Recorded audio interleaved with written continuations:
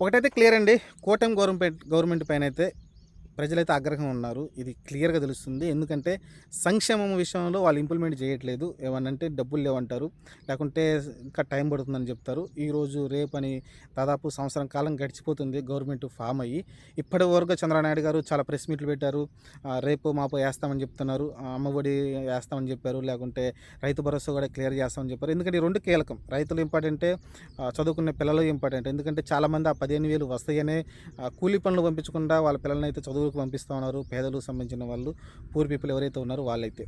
వాళ్ళపైన అయితే ఇప్పుడైతే మళ్ళీ వాళ్ళ మీద 15,000 కాదు 2 విడతలుగా ఇస్తామని చెప్పారు. సరే 2 విడతలైనా సరే ముందు 7,500 వేశారంటే అది కూడా వేయలేదు.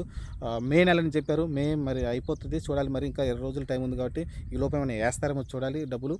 ప్రస్తుతానికి అయితే క్లారిటీ లేదు. కానీ ప్రజలైతే చాలా ఆగ్రహం ఉన్నారండి. ఇది విషయం నాకు క్లారిటీగా అర్థమవుతుంది.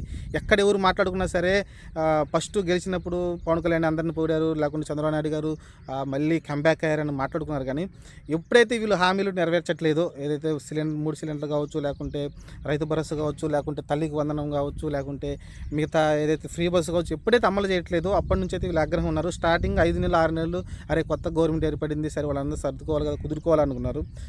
ఈ 2-3 నెలలను చూస్తుంటే వీళ్ళు మాటలకే పరిమితం అవుతున్నారని, చేతల్లో చూపించట్లేదని అయితే అర్థమైపోయింది. అందుకనే చంద్రబాబుని తిట్టుకుంటున్నారు. పవన్ కళ్యాణ్ని ఇంత ముందాక పొగిడిన పవన్ కళ్యాణ్ కూడా తిట్టుకుంటున్నారు. ఖచ్చితంగా పవన్ కళ్యాణ్ కూడా బాధ్యత వహించాలి. ఈ సూపర్ 6 అమలు చేస్తామని నా బాధ్యత అని ఆయన అయితే మాట ఇచ్చారు. పవన్ కళ్యాణ్ గారు అయితే ఖచ్చితంగా సూపర్ 6 అమలు అయ్యేలా చూడాలి. ఎందుకంటే ప్రజలు ఈ సూపర్ 6 చూసే ఓట్లేశారు తప్ప మీరేదో అమరావతి కడతారు అదంతా సెకండరీ. అమరావతి కట్టడం అంటే గవర్నమెంటు సంపద సృష్టించాలి, ఆ తర్వాత దాన్ని కట్టాలి, చేయాలి. అది నేను చూస్తాను లేదు, నాకు డౌటే. కానీ నేను చనిపోయేంత వరకు నేను ఒక 60-70 సంవత్సరాలు బతికితే, ఒకవేళ ఇప్పుడు ఉన్న కాలంలో బతికితే నేను చూస్తాను లేదు, నాకు డౌటే. అమరావతి అనేది నిదానంగా డెవలప్ అవుద్ది. కానీ ప్రజలకు రావాల్సిన సంక్షేమం మాత్రం మీరు ఓట్లు సంక్షేమం పేరు చెప్పి ఓట్లు దన్నుకొని ఈరోజు గెలిచారు కూటమి గవర్నమెంట్. దాన్ని గుర్తుపెట్టుకొని సంక్షేమం ముందు క్లియర్ చేయండి. ఎందుకంటే ఫ్రీ బస్ పక్కన పెట్టేయండి. తల్లికి వందనం కావచ్చు, రైతు భరోసా కావచ్చు, ఈ కీలకం. ఎందుకంటే రైతులకు ఎప్పుడు అన్యాయం చేయకూడదు. రైతులకు అన్యాయం చేసిన ప్రతిసారి కూడా చంద్రబాబు నాయుడు ఓడిపోతూ వచ్చిండు. అది గుర్తుపెట్టుకోవాలి. ఎప్పుడు కూడా నేను చెప్తూనే ఉంటాడు, నేను రైతుల పక్షమే అని చెప్పుకుంటూ వస్తాడు. కానీ ఏనాడు కూడా రైతులకు సరిగ్గా ఆయన చేయలేదు. మరి ఈసారైనా ఆయన మాట మీద నిలబడి రైతులకైతే ఎంతో కొంత ఆయన సాయం అయితే చేయాల్సి ఉంటుంది. ముందు ఈ రైతు భరోసా 20,000 ఇస్తే చాలా మంచి చేసిన వాళ్ళు అవుతారు. ఎందుకంటే పంట కూడా టైం వచ్చింది. రేపు జూన్ జూలై స్టార్ట్ అయితే మళ్ళీ పంటలు అయితే వేయడం చూస్తాం కదా. ఆ లోపు డబ్బులు ఇస్తే చాలా బాగుంటుంది. చూద్దాం ఏం జరగవద్దు.